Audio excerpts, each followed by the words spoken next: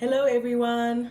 I hope you guys are doing great. So, I'm going to continue with my topic on signs of immaturity when it comes to relationships. So, today I'm mainly going to be talking about how the signs of immaturity emerge during a conflict. Because most of the time, it's a given when you're in a relationship, you're with someone who's completely different from you, someone who was raised different, comes from a different family that may have had different values. They were shaped and molded in a different environment compared to yours, different ideas, different societies, different communities. So you're bound to have a clash in terms of your ideas and your principles and how you go about things. You're never going to agree on everything 100% because you're different people. Even your personalities are going to clash at some point, at many points actually. But the difference in how you handle the relationship, how you handle these conflicts is what shows your maturity and therefore breeds a very healthy and happy relationship. Because sometimes you have people that are in a relationship and they're so immature and they're fighting, and you find out that the things they're fighting about are things that are so stupid and so immature. They're not even bread and butter issues, but it's just the level of immaturity that makes them have such arguments. And it's like some things you just have to learn to let them go. It's not gonna change anything in the world. But the main thing, the first thing that you need to realize when you're in a relationship is a relationship is not a battleground. And if you feel that a relationship is a battleground, then you're still immature. If you're at a place in your life where you feel like, oh, you know what, he came home at 2 a.m., it's fine. Next week, I'm going to come at 5. Oh, so he did the kids like this and he left me with the kids. You know what, next weekend, I'm leaving you with the kids and I'm just going to disappear.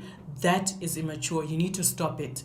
And if you're doing that in your relationship, it means either there's deeper problems in your relationship or you guys need to become mature and stop viewing the relationship as a battleground. You guys are friends, you guys are partners. You need to be able to sit down and discuss the issue as mature adults and come up with a good resolution to the issue. It's not a battleground where you're planning, like you're talking with your girlfriends, like, yeah, girl, as soon as he did that, he says this, I'm going to tell him this. And if he even tells me this, I'm going to tell him this. Stop it. That is very immature. You need to grow up. You need to realize that you're grown and you need to handle the relationship like a grown person. The person you're in a relationship with is not a person you are in war with. A relationship, a marriage is not war.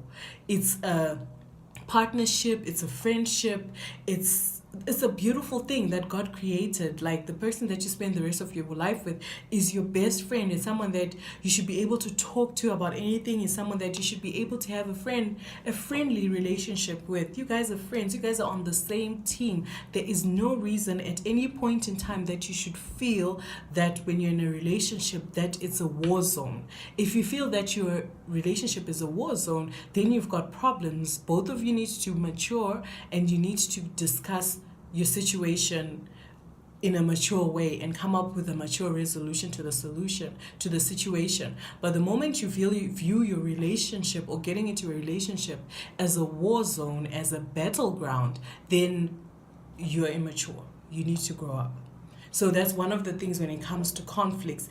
And then another thing is always seeing the negative in your partner. There's just some people, whenever you talk to them, whenever they talk to other people, they have nothing but negative things to say about their partner. And if you never see the good in your partner, then you're never going to see the good in your partner. You're always going to have a problem with them. You're always going to have issues with them. You're never going to be happy. You're going to feel like you're settled, etc., etc. But the thing is, can you not go back to try and see the good things that made you fall in love with the person in the first place? You just focusing on the negatives may reflect on some insecurities that you have within yourself that make you feel better if you see some negatives in someone else. And that is an example of immaturity. You need to be able to swallow your pride and see the good in other people. You need to, when you have your partner, you need to build him up. You need to build her up and not break her down.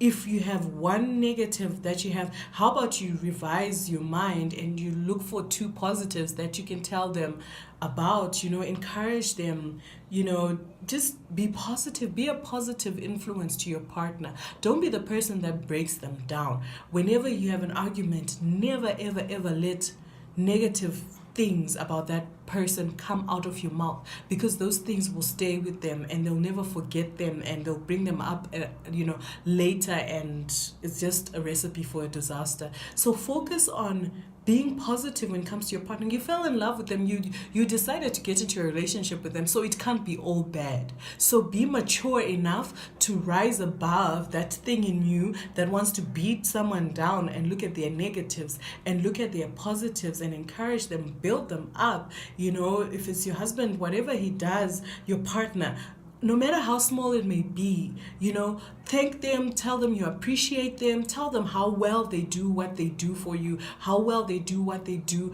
in the house. Just be positive, guys. You won't lose anything. If anything, you're just breeding a beautiful background for your marriage, for your kids.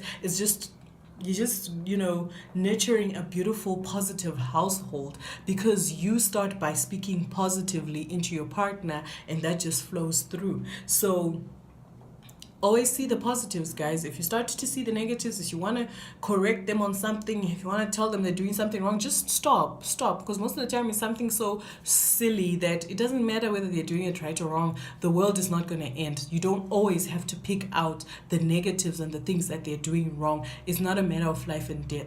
The moment a negative thought comes into your mind, or a negative trait, then switch it and look for something positive and tell them something positive, and you'll see the results. It'll build something that is so positive in your relationship.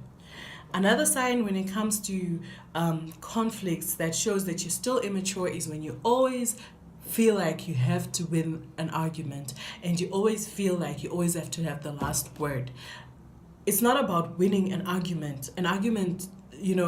Conflict resolution is not about winning. It's about coming up with a solution that is good for the relationship. It's not about winning. When you feel like one person has won, you've lost, because you're both on the same team. So if what you do or what you say or how you end an argument makes you feel like you've won, you haven't, because your partner and yourself are on the same team. So the moment one person leaves there feeling like they've lost, you've both lost. So you need to work on your conflict resolution skills and move away from the immature ways of wanting to always win in an argument, because winning is actually losing.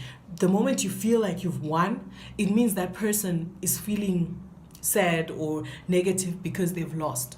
And that person is your partner. The two of you are a team. You are one. So that means you've also lost. So you need to become mature and rise above that feeling of always wanting to feel like you've won, because you haven't, the moment you feel you've won, you haven't won, because part of your team has left there feeling like they're lost. So that means you also lost. So, and the last one is never be too proud to apologize, guys. Like, this is basics. I know it's basics, but I know the basics sometimes can be really, really hard. Swallow your pride, apologize. When you're wrong, admit you're wrong. This is your partner. This is someone that you're going to be in a relationship with until kingdom come. Admit when you're wrong, babe. You know what? You're right. I'm really sorry I was wrong. There's nothing wrong with that. I'm sorry I messed up.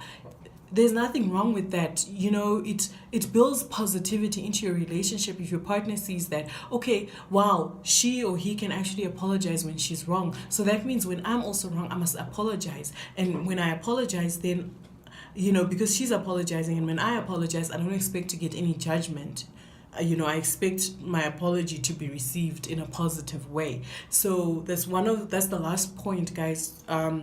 If you still feel like you're above apologizing, then you are immature. You need to stop it. When you're in a relationship, you're gonna mess up. No one is perfect. You're gonna mess up. You're gonna do something stupid. You're gonna have a poor judgment. You're gonna, you're just not going to be 100%. No one is perfect. So when you're wrong, admit you're wrong, admit your mistakes, apologize, and let's keep it moving. That breeds a good positive ground for your marriage and for your relationship.